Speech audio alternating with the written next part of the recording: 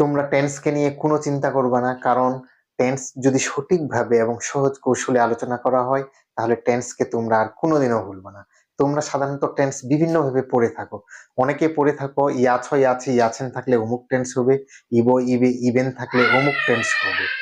আসলে এইভাবে টেন্স চিনার কোনো দরকার নাই। একটা সেন্টেন্স দেখলেই বলে দিতে হবে যে এটা অমুক টেন্স। আমরা ঠিক সেভাবে টেন্স নিয়ে আলোচনা করব এবং সেভাবে শিখব। আমরা টেন্সটাকে স্টেপ বাই স্টেপ আলোচনা করব। প্রথমে আমরা 12টা টেন্সকে বাংলা উদাহরণের সাহায্যে আলোচনা করব, দেখব। টেন্সের অর্থ কাল বা সময়। এই কাল বা সময়কে প্রধানত 3 ভাগে ভাগ করা হয়েছে। একটা হচ্ছে প্রেজেন্ট টেন্স, আর একটা হচ্ছে পাস্ট টেন্স, একটা হচ্ছে ফিউচার টেন্স। এই পাস্ট, প্রেজেন্ট, ফিউচার এটা একটা টাইম লাইন, ঠিক আছে? যেমন প্রেজেন্ট টেন্স যেটা বর্তমান সময়, বর্তমানে কোনো কাজ যে করা হয় সেটাকে আমরা প্রেজেন্ট টেন্স বলি। আর বর্তমানের আগে বা পূর্বে যেটা করা হয়ে গেছে সেটা হচ্ছে পাস্ট টেন্স।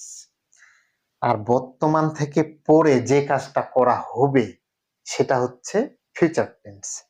যেমন বর্তমান টেন্স, আমি ভাত খাই, এটা এখন কাজটা করা হয়েছে, এটা হচ্ছে বর্তমান টেন্স। আমি ফুটবল খেলি, আমি ফুটবল খেলি, আমি ফুটবল খেলি, এটা হচ্ছে বর্তমান টেন্স। এটাকে যদি আমরা পূর্বে বা অতীতে কোনো একটা সেন্টেন্স তৈরি করি, আমি ফুটবল খেলি, তাহলে কথাটা এমন হবে আমি ফুটবল খেলেছিলাম, মানে আগে খেলেছিলাম।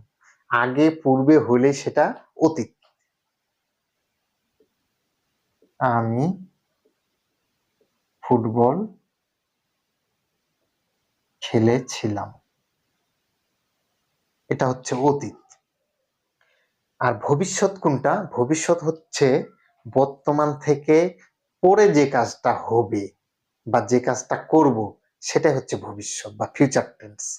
যেমন আমি ফুটবল খেলি, এখন যদি বলি আমি ফুটবল খেলবো, মানে কি আমি এখনো খেলি নাই, খেলবো, পরে খেলবো, তাহলে এটা হচ্ছে ফিউচার টেন্স, মানে ভবিষ্যতে আমি কাজটি করব। আমি ফুটবল খেলবো। এখন খুব সহজভাবে কোনটা প্রেজেন্ট, কোনটা পাস্ট, কোনটা ফিউচার খুব সহজভাবে বোঝা যাচ্ছে। এখন এই প্রতিটা টেন্সে আবার 4 ভাগে ভাগ করা হয়েছে, আমরা পরবর্তীতে সেটা আলোচনা করতেছি। এখন আমরা শিখব 12টি টেন্সের বাংলা উদাহরণ। কারণ 12টি টেন্সে যদি আমরা বাংলা উদাহরণ ভালোভাবে শিখতে পারি তাহলে আমাদের টেন্স শেখাটা খুব সহজ হয়ে যাবে। আমাদের বিশ্বকবি বলেছেন, আগে চাই বাংলা ভাষার গাঁথুনি, তারপরে ইংরেজি শেখার পত্তন। আগে বাংলাটাই ভালো করে শিখি, তবেই না আমরা পরে ইংলিশটা শিখবো। এখন present indefinite tense. Present indefinite সাধারণ বর্তমান, সাধারণভাবে যে কাজ করা হয়। আমি ভাত খাই, খুব সহজ, এটা present indefinite tense. Past indefinite, আমি ভাত খাই, এটাকে যদি আমি অতীতে কোনো কথা বলি, যেমন আমি ভাত খেয়েছিলাম, এটা হচ্ছে পাস্ট ইনডেফিনিট, মানে কাজটা আগে করা হয়েছে।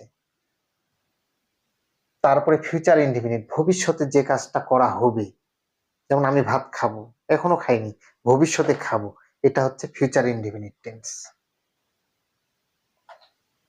Present continuous.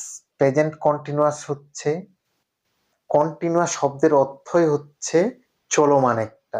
যত কন্টিনিউয়াস টেন্স আছে প্রতিটাতেই একটা চলমান অবস্থা বোঝাবে, ঠিক আছে?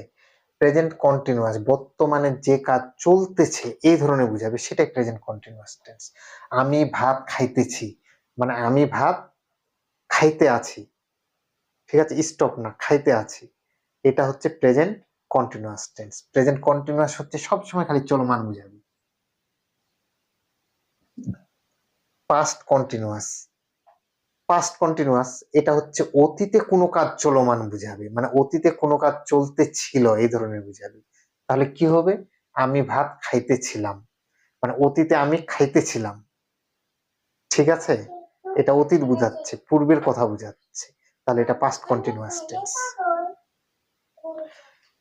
ফিউচার কন্টিনিউয়াস, যেহেতু কন্টিনিউয়াস, ফিউচার মানে ভবিষ্যৎ, তাহলে কি ভবিষ্যতে যে কাজটা চলতে থাকবে সেটা হচ্ছে ফিউচার কন্টিনিউয়াস টেন্স।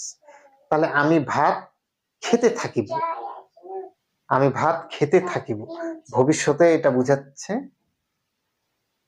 ভবিষ্যতে চলমান বুঝাচ্ছে আমি ভাত খেতে থাকিব, এটা হচ্ছে ফিউচার কন্টিনিউয়াস টেন্স। এখন আমরা আলোচনা করব প্রেজেন্ট পারফেক্ট। প্রেজেন্ট পারফেক্ট কোনটা? যে কাজটা এইমাত্র শেষ হয়েছে, এটা হচ্ছে প্রেজেন্ট পারফেক্ট টেন্স। যেমন আমি ভাত খেয়েছি, আমি ভাত এইমাত্র খাইলাম, তাহলে যে মাস আমাকে এখনো ক্ষুধা লাগে নাই। যে কাজটা এইমাত্র শেষ হয়েছে তার ফলাফল এখনো বিদ্যমান, সেটা হচ্ছে প্রেজেন্ট পারফেক্ট টেন্স। ঠিক আছে, আমি ভাত খেয়েছি। তোমাদের প্রেজেন্ট পারফেক্ট আর পাস্ট ইনডিফিনিট, আমি ভাত খেয়েছিলাম, এই দুইটার মধ্যে কথা দুইটা কিন্তু একই হচ্ছে। আমি ভাত খেয়েছিলাম, আমি ভাত খেয়েছি। পার্থক্য শুধু এটাই, এটা হচ্ছে বেশি অতীত বোঝাচ্ছে, আমি ভাত খেয়েছিলাম মানে আমাকে ক্ষুধা লাগিয়ে গেছে। আর এটা হচ্ছে আমি ভাত খেয়েছি, আমি এইমাত্র ভাতটা খাইলাম, আমাকে এখনো ক্ষুধা লাগেনি, আমি যে কাজটা করলাম ওইটার ফলাফল এখনো আমার কাছে আছে। এটাই হচ্ছে present perfect tense. Past indefinite আর প্রেজেন্ট পারফেক্ট আমরা এভাবে চিনব। তারপরে হচ্ছে পাস্ট পারফেক্ট। পাস্ট পারফেক্ট হচ্ছে কোনটা?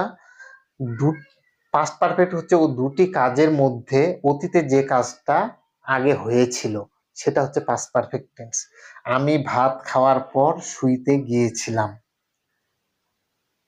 আগে আমি অতীতে ভাত খেয়েছি তারপরে শুইতে গেছিলাম, তাহলে অতীতে যে কাজটা অতীতে দুটো কাজের মধ্যে যে কাজটা অতীতে আগে হয়েছিল সেটা হচ্ছে পাস্ট পারফেক্ট টেন্স।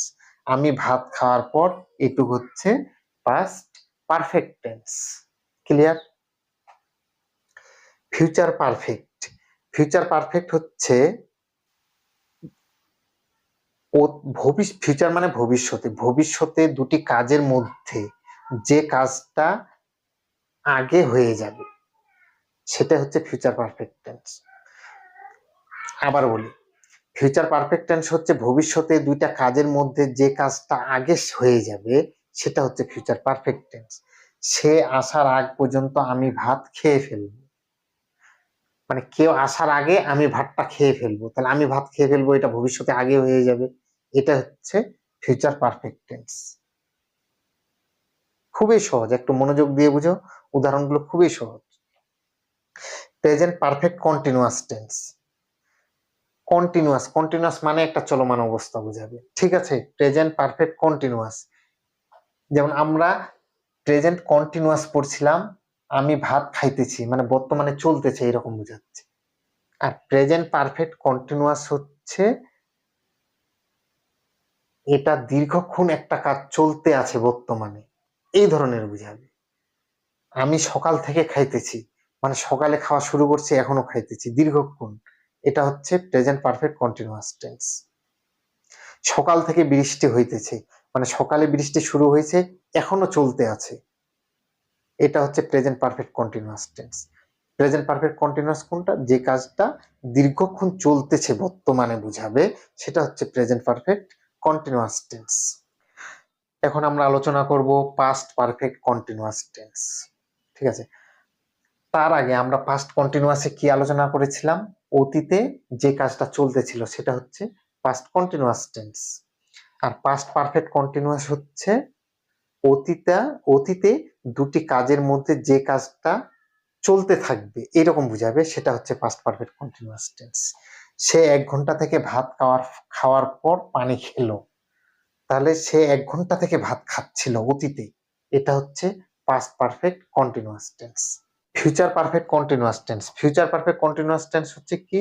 ভবিষ্যতে দুটি কাজের মধ্যে যে কাজটা আগে চলতে থাকবে বুঝাবে, সেটা হচ্ছে ফিউচার পারফেক্ট কন্টিনিউয়াস টেন্স।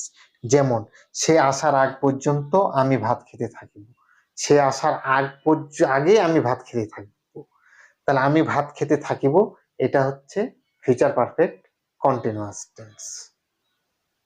আমরা এই 12টা টেন্সের এই বাংলা উদাহরণগুলো আমরা যদি মনে রাখতে পারি তাহলে আমাদের পক্ষে টেন্স খুবই সহজ হয়ে যাবে। আমরা পরের ভিডিওতে আলোচনা করব 12টা টেন্সের গঠন সম্পর্কে। তোমরা যদি পরের ভিডিওটি দেখতে চাও তাহলে চ্যানেলটি সাবস্ক্রাইব করে রাখো, তাহলে তোমরা অনায়াসে দেখতে পাবা। ধন্যবাদ।